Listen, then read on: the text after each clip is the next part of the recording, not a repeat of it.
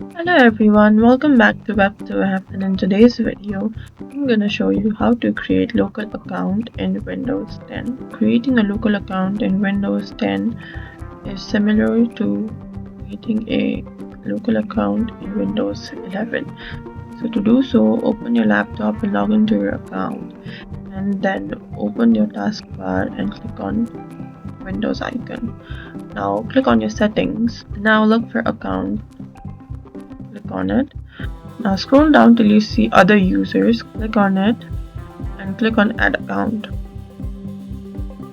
Now when Microsoft asks for an email or phone number, click on I don't have this person's sign-in information. Now choose add a user without a Microsoft account. Now enter your username and password and fill in the security questions in case you forgot your password. Then click on next.